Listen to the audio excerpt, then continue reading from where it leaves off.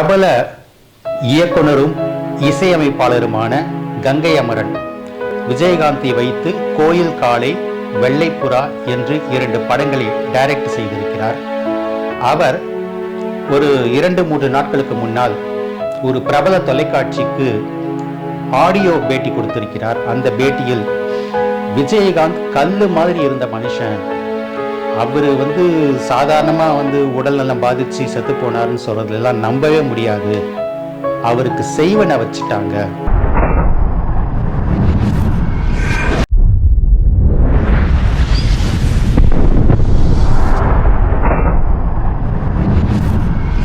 கிட்ட ஒரு விஷயத்தை சொல்லிட்டு இதை மட்டும் நீங்க கேமரால சொல்ல வேண்டாம் என்று என்னிடம் கேட்டுக்கொண்டதால் அவர் 2வதாக சொன்ன விஷயத்தை நான் எங்கள் செஞ்சோற்று கடன் தீர்க்க சேராத இடம் சேர்ந்து வஞ்சத்தில் வீழ்ந்தாயடா கர்ணா வஞ்சகன் கண்ணனடா என்று எழுதியிருப்பார். அதை போல எனக்கு தோன்றிய வரிகள் இது. மஞ்சள் கயிற்றின் கடன் தீர்க்க தவறான முடிவுகளை எடுத்து தவறிப்போனார் கேப்டன் விஜயகாந்த்.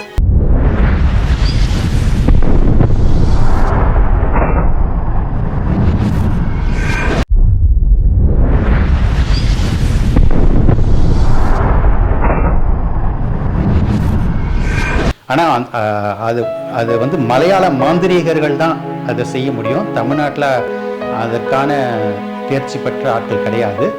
ஆனால் அந்த மலையாள மாந்திரிகர்கிட்ட சொன்னாக்க யாருக்கு வேணா வைக்க முடியும். இப்போ உதாரணத்துக்கு விஜயகாந்த் பேசின இடத்துல அவர் காலில் விழுந்து கும்பிடுவது மாதிரி நடிச்சு அவர் காலடி மண்ணை எடுத்து பாக்கெட்டில் போட்டுக்கிட்டு அவருடைய போட்டோவையும் அந்த மண்ணையும் கொண்டு போய் மாந்திரிகர்கிட்ட கொடுத்தா அவர் கூட செய்வனை வச்சிருக்க முடியும். இதை நான் சேனல்ல சொல்லலாமா என்று அவரிடம் அனுமதியும் கேட்டுக்கொண்டுதான் இதை நான் சொல்றேன். கங்கை அமரன் சார்கிட்ட கேட்டேன், செய்வனை வைக்கிறதுனாக்கா அவர் வீட்டில் இருக்கிறவங்களுடைய அனுமதி இல்லாமல் அதை எப்படி சார் செய்ய முடியும் அப்படின்னு நான் கேட்டேன். அதற்கு கங்கை அமரன் சார் சொன்னாரு, சார் யாரு வேணாலும் செய்வனை வைக்க முடியும்.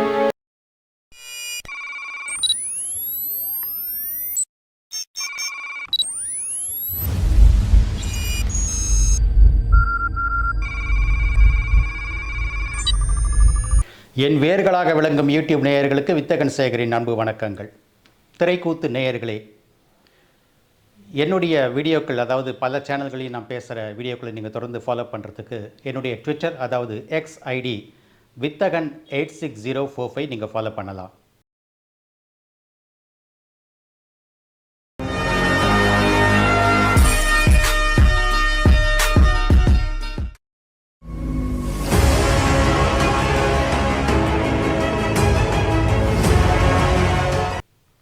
எனக்கு யார் மீதும் பகைமையோ காழ்ப்புணர்ச்சியோ கிடையாது. நான் பேசுகிற செய்திகள், சினிமா சார்ந்த செய்திகள் மக்களின் விழிப்புணர்வுக்கானவை. இன்றைக்கு நான் பேச வந்திருப்பது குறிப்பாக சொல்ல வேண்டுமென்றால் ஆண்களின் விழிப்புணர்வுக்கானவை. ஒரு ஆண் எவ்வளவு பெரிய திறமை படைத்தவனாக இருந்தாலும், புத்திசாலியாக இருந்தாலும், பராக்கிரமசாலியாக இருந்தாலும் கூட பிரபல இயக்குனரும் இசையமைப்பாளருமான கங்கை அமரன் விஜயகாந்தை வைத்து கோயில் காளை, வெள்ளைப்புறா என்று 2 படங்களை டைரக்ட் செய்திருக்கிறார்.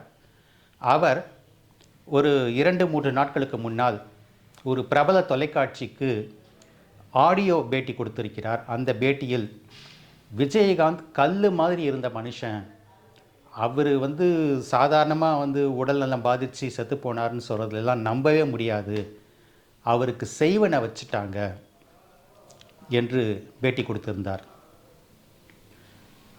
நான் நேற்றைய தினம், அதாவது ஜனவரி 3ஆம் தேதி கங்கை அமரன் சார்கிட்ட ஃபோனில் பேசினேன்.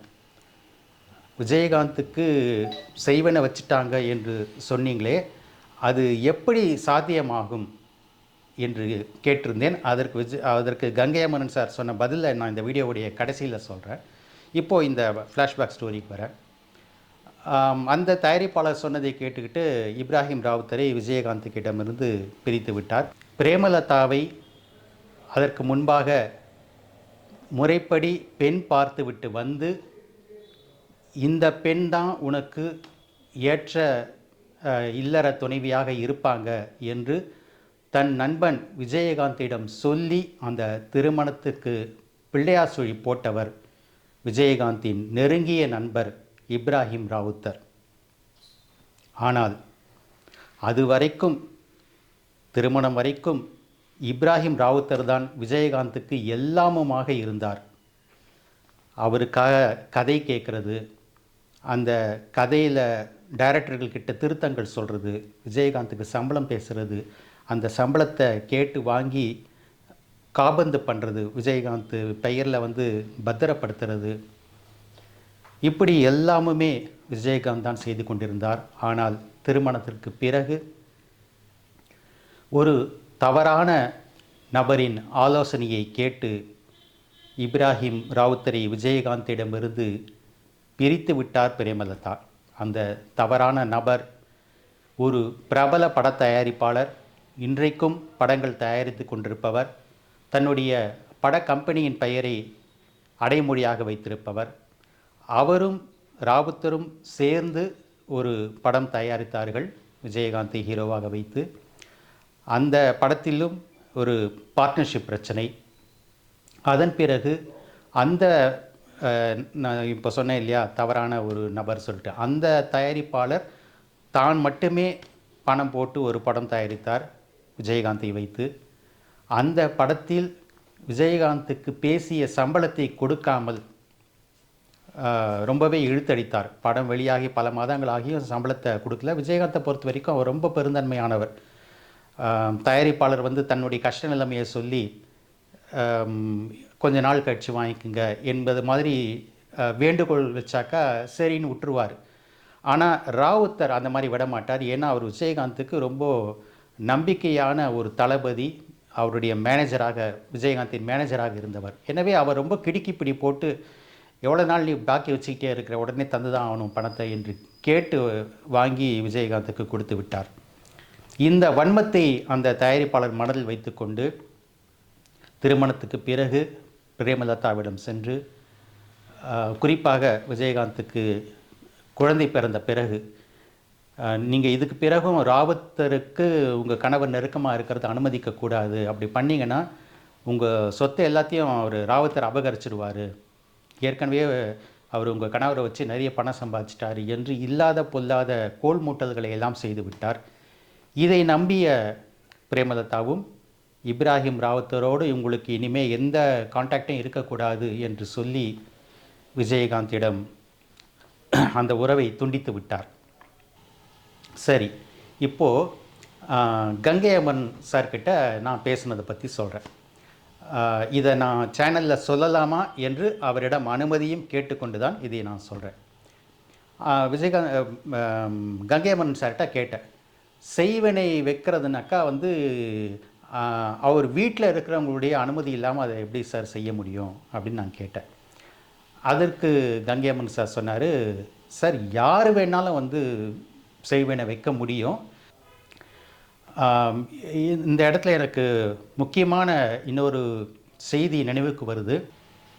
யாரெல்லாம் அதுவரைக்கும் விஜயகாந்துக்கு நெருக்கமான நண்பர்களாக, நலம் விரும்பிகளாக இருந்தார்களோ அவர்கள் ஒவ்வொருவரையாக விஜயகாந்திடமிருந்து பிரிக்கும் வேலையை செய்து முடித்து விட்டார். ஆனால் அது மலையாள மாந்திரீகர்கள் தான் அதை செய்ய முடியும். தமிழ்நாட்டில் அதற்கான தேர்ச்சி பெற்ற ஆட்கள் கிடையாது. ஆனால் அந்த மலையாள மாந்திரிகர்கிட்ட சொன்னாக்கா யார் வேணால் யாருக்கு வேணால் வைக்க முடியும். இப்போது உதாரணத்துக்கு விஜயகாந்த் பேசின இடத்துல அவர் காலில் விழுந்து கும்பிடுவது மாதிரி நடித்து அவர் காலடி மண்ணை எடுத்து பேக்கெட்டில் போட்டுக்கிட்டு அவருடைய ஃபோட்டோவையும் அந்த மண்ணையும் கொண்டு போய் மாந்திரிகர்கிட்ட கொடுத்தா அவர் கூட செய்வனை வச்சுருக்க முடியும். எப்போ சட்டமன்றத்திலேயே ஜெயலலிதா முகத்துக்கு நேராக கடுமையாக விஜயகாந்த் பேசினாரோ அதற்கு பிறகே அவருக்கு அந்த பகைமை என்பது அதிகரித்து விட்டது. நான் சில விஷயங்களை நாசூக்காக தான் சொல்ல முடியும், உடைச்சி சொல்ல முடியாது, நீங்களே புரிஞ்சுக்கோங்க. அந்த சட்டமன்றத்தில் நடந்த அந்த விஜயகாந்த் ஜெயலலிதா கடுமையான மோதலுக்கு பிறகுதான் விஜயகாந்துக்கு படிப்படியாக பாதிப்பு ஏற்பட்டது, உடல்நல பாதிப்பு ஏற்பட்டது. அது சாதாரண பாதிப்பாக, வழக்கமான பாதிப்பாக இருந்திருந்தால் அது குணப்படுத்தியிருக்க முடியும். அமெரிக்காவெல்லாம் கூப்பிட்டு போனாங்க அவர் சிகிச்சைக்கு. ஏன் குணப்படுத்த முடியல? அவர் ஒன்றும் வந்து 71ங்கிறது ரொம்ப பெரிய வயசு கிடையாது. அவருக்கு அதுக்கு முன்னாடி எந்த உடல்நல பிரச்சனையும் அதுக்கு முன்னாடி இருந்ததும் கிடையாது. எனவே இதுதான் நடந்திருக்கு என்று சொன்ன கங்கையம்மன் சார் அதற்கு பிறகும் என்கிட்ட ஒரு விஷயத்தை சொல்லிவிட்டு, இதை மட்டும் நீங்கள் கேமராவில் சொல்ல வேண்டாம் என்று என்னிடம் கேட்டுக்கொண்டதால் அவர் இரண்டாவதாக சொன்ன விஷயத்தை நான் இங்கே சொல்லாமல் தவிர்க்கிறேன். மகாபாரதத்தில் கர்ணனை பற்றி ஒரு பாடல் கவியரசு கண்ணதாசன் எழுதியிருப்பார். கர்ணன் திரைப்படத்தில், செஞ்சோற்று கடந்தீர்க்க சேராத இடம் சேர்ந்து வஞ்சத்தில் வீழ்ந்தாயடா கர்ணா வஞ்சகன் கண்ணனடா என்று எழுதியிருப்பார். அதை போல எனக்கு தோன்றிய வரிகள் இது. மஞ்சள் கயிற்றின் கடன் தீர்க்க தவறான முடிவுகளை எடுத்து தவறிப்போனார் கேப்டன் விஜயகாந்த். மீண்டும் உண்மை சம்பவங்களுடன் சந்திக்கிறேன் நண்பர்களே. நன்றி, வணக்கம்.